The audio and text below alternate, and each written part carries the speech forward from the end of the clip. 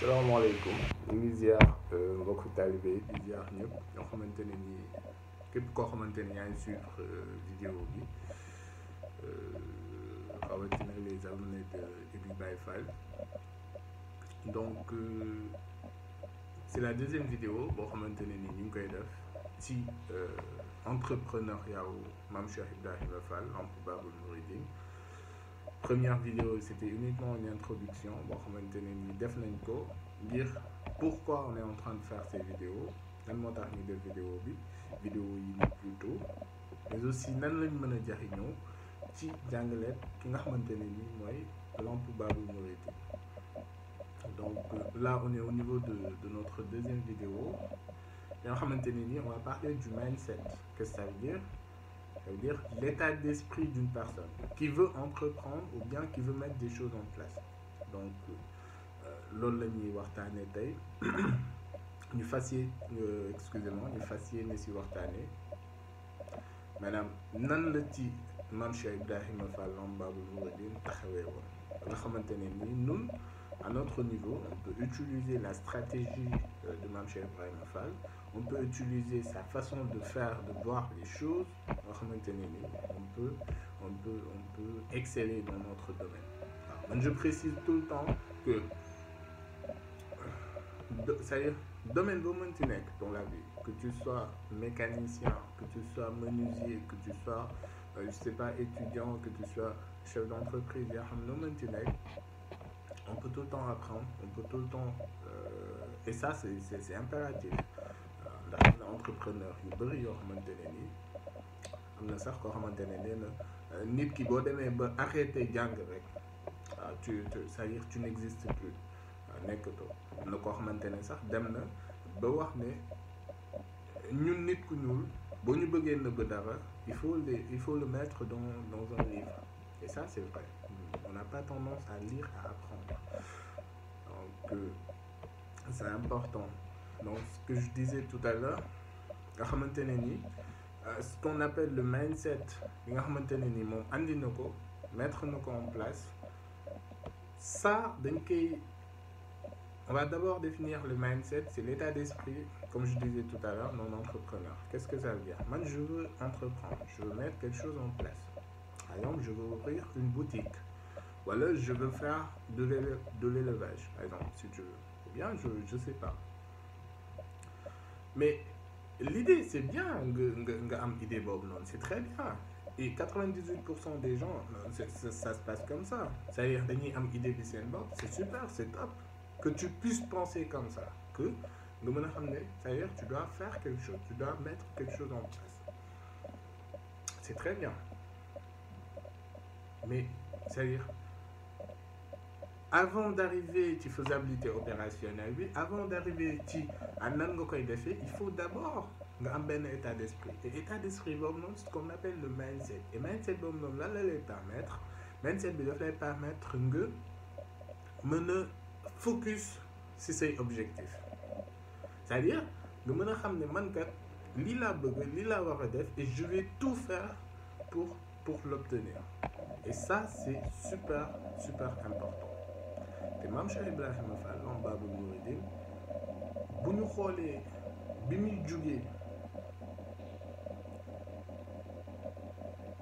muy jugee maanaam fi nga xamante ne nii fa la soso maanaam bi muy jugee may jégalu sax ci kàddu yi bi muy jugee fi nga xamante ne nii mooy village jeune on peut l'appeler comme ça bi nga xamante ne nii mi ngi jugee village jeune di dem di wëri koo xamante ne nii daf koy eggale ci boppam il a traversé pas mal de choses on est d'accord loolu ñëpp xam nañ ko jaar na ci ay sëriñ mais déjà à la base am na idée bi et c'est bien et loolu moom laa wax tout à l'heure 98% des gens ils ont l'idée léegi moom jug na di dem ngir seeti loolu mais ci yoon bi mais daje na at lu bëri il a rencontré pas mal de choses daj na lu bëri loo xamante ni nii mënoon na ko permettre mu bañ a continuer c'est-à-dire pour atteindre ay objectifs Mais il avait ce mindset, c'est-à-dire il avait cet état d'esprit que je vais tout faire pour, pour, pour atteindre mes objectifs. Dafa am benn dirigeant boo xamante ne ni mi ngi Ineos benn société la boo xamante ne ni mi ngi basé Londres ñoom ci wàllu chimie la ñuy liggéey wax ne les bons dirigeants d'entreprise proposent une vision. Ils articulent cette vision, ils se passionnent pour cette vision et ils font tout pour la réaliser jusqu'au bout. yaa ngi dégg wax ci nga xamante ne ni dañuy am vision dañuy articuler vision bi waaye aussi dañuy def lépp ngir atteindre vision nga gis ni Mame Cheikh Ibrahima Fall Babul Mouridine il est parti sur ses bases, c'est-à-dire il avait la vision d'exceller d'abord le salut d'Allah, d'accord. Comment articuler cette vision? Mooy damay jug ma jaayante ma jëf ngir am loolu, et malgré toutes les contraintes je vais tout faire ba nga xamante ne ni damay am li ma bëgg, je vais aller jusqu'au bout. Et loolu bu ñu gisee ne ci espace 2 ans et demi la ko obtenir la ko am, mais c'est extraordinaire. C'est-à-dire nit ñi aussi il faut ñuy gis Mame Cheikh Ibrahima Fall ci beneen aspect, ci beneen plan. C'est-à-dire c'est pas uniquement cet aspect de ouais bâtir machin, c'est bien, c'est très bien ndax si la bokk, mais il faut aussi voir li nga xamante ne nii moo nekk ci iceberg, c'est-à-dire la face cachée de l'iceberg yi nga xamante ne nii ñun duñ ko gis. Et ça c'est important nga xamante ne nii ci espace de 2 ans et demi loo xamante ne normalement une personne devrait l'obtenir, l'avoir sous 7, 8 ans, 10 ans, 20 ans, 30 ans. Moom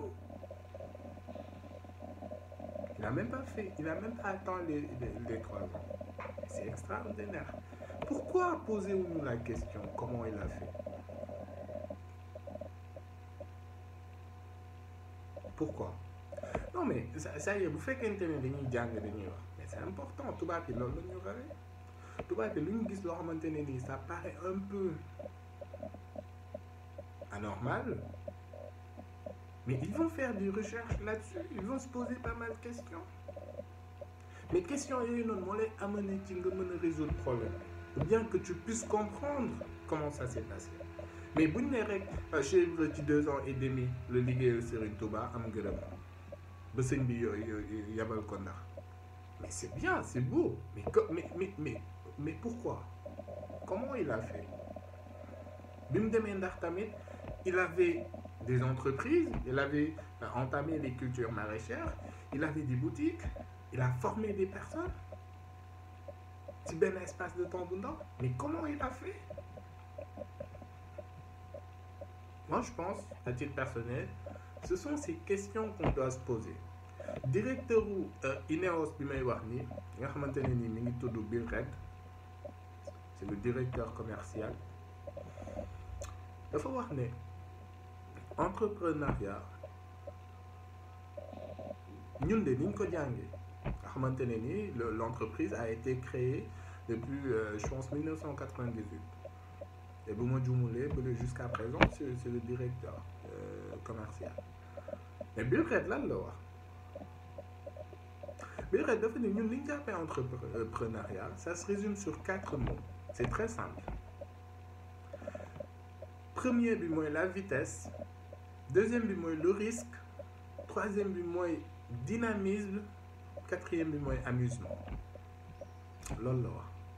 te ñun noonu lañ jàppee entrepreneuriat nga xamante ne ni toujours ñu ngi ci état d'esprit bi, ñu ngi ci mindset bi. Lan mooy vitesse, risque, dynamisme, excusez-moi, amusement, lan mooy loolu? Mu wax ne la rapidité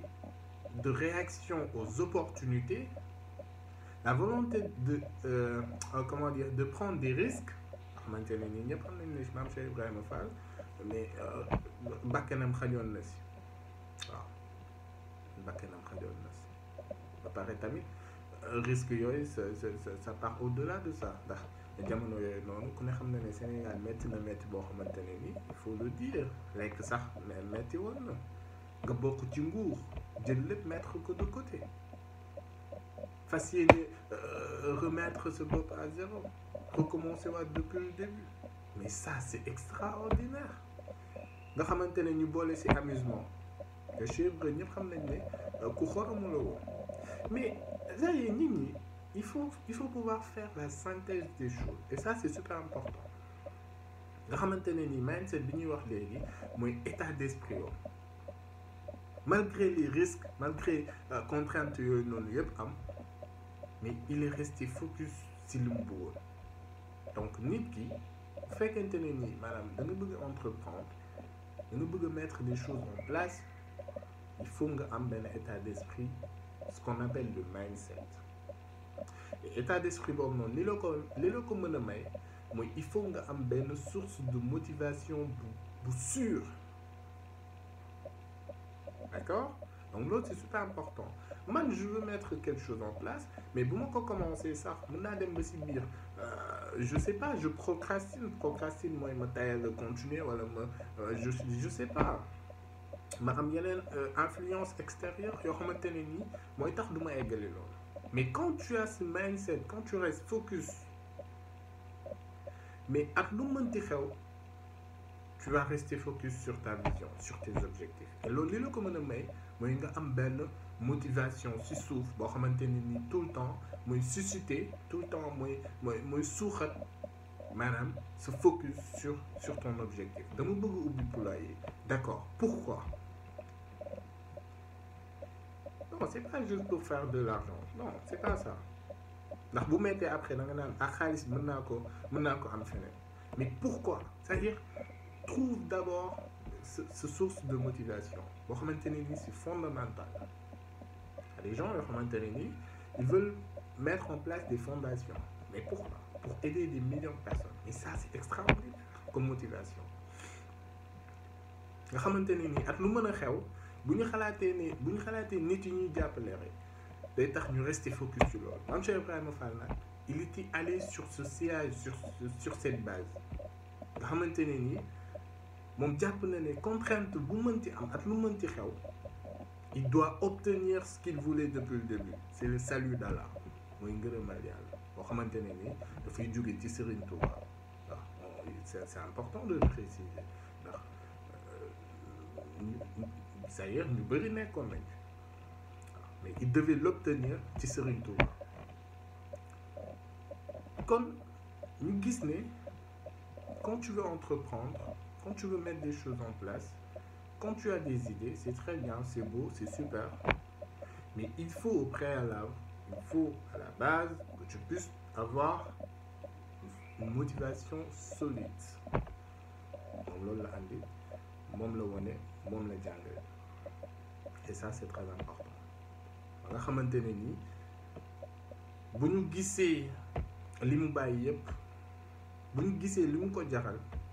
bu ñu gisee révolution bi mu def ndax ñëw ci dëkk fekk askan bi ñépp ñu am nu ñuy doxee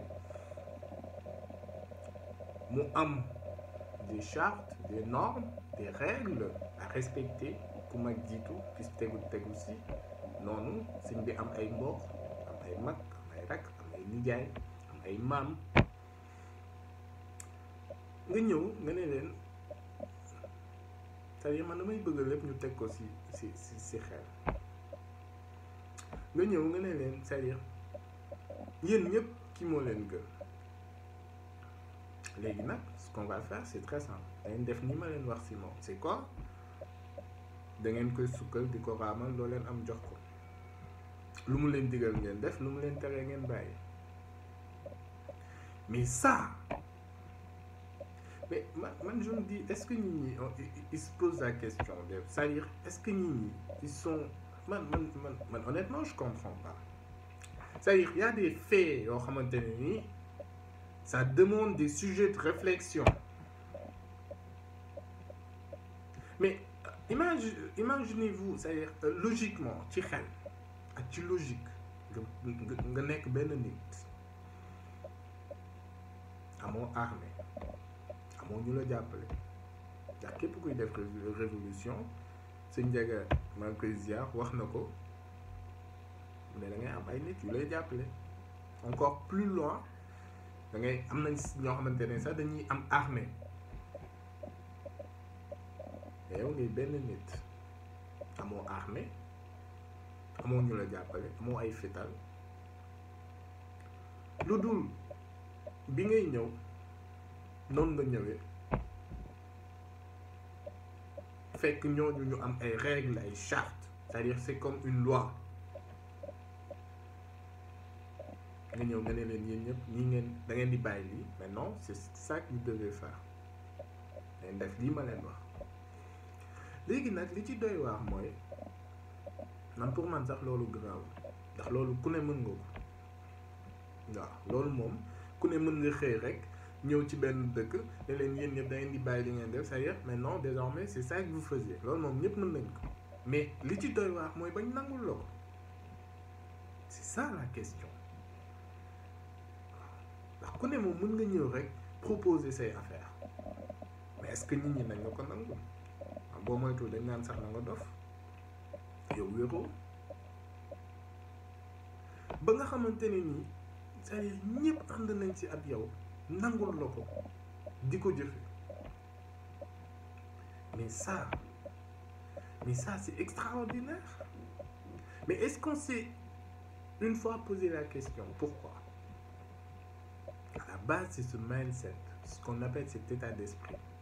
nga xamante ne ni ay kilifa dañu wax ne ci jàngum nasaraan ñu bind ay livres Napoléon Hill wax na ko li nga xamante ne ni il a écrit réfléchissez et devenez riche mu wax ne nit ki lépp loo xamante ne ni bëgg nga ko rek tu peux l'obtenir waaw mu ne doomu aadama bi lépp loo xamante ne ni mi ngi koy xalaat rek il peut l'obtenir dem na sax ba wax ne nous devenons ce que nous pensons c'est-à-dire ñun li ñuy xalaat moom la ñuy nekk mais ça c'est extraordinaire Mame Cheikh Ibrahima Fall loolu la appliqué nga xamante ne ni il a très tôt eu ce mindset cet état d'esprit ne man je reste focus mon objectif c'est ça et dama war a dem jusqu'au bout pour l'obtenir nga xamante ne jamono yooyu noonu ci xel ñu def révolution boobu noonu changer dëkk lum seen normes seen règles seen ñuy doxalee c'est-à-dire et même jusqu'ici c'est pas possible mais il avait ce mindset cet état d'esprit que lu wax a mën a nekk nga xamante ne nii dem na ba lu ñu waroon def ci 10 ans 20 ans moom mu def ko ci 2 ans et demi donc tout ce que l'esprit peut concevoir mën na ko réaliser loolu lañ lay jàngal foofu donc c'est super important donc c'était loolu la ñu doon loolu lañu bëggoon partager ci ce qu'on appelle le mindset muy état d'esprit d'une personne nga xamante ne nii lépp lu mu bëgg a entreprendre lépp lu mu bëgg a mettre en place lépp loo xamante ne nii si domaine n'importe quel domaine d'activité bu mu nekk bëgg na exceller même bu fekkente ne si tu es salarié aussi c'est la même chose ndax xam naa ni nañ si ñëw si tu veux exceller ci domaine bi nga nekk il faut d'abord que tu puisses avoir ce mindset bi nag on va faire un récap c'est tout simplement le fait d'avoir une source de motivation solide boo xamante ne nii moo lay permettre nga rester focus sur tes objectifs sur ta vision et de tout faire pour l'obtenir quelles que soient les contraintes c'est ce qu'on appelle le mindset donc ñu ngi leen di sant di leen gërëm ci teewlu bi ngeen teewlu vidéo bi xam naa on va se ñu teewlu ko ci ñu teewluwaat beneen vidéo boo xamante ne ni on va le faire ci beneen aspect ci beneen thème diggante entrepreneuriat ak ki nga xamante ne ni mooy Mame Cheikh Ibrahima Fall Lamp Baabul Mouridine jërë ngeen jëf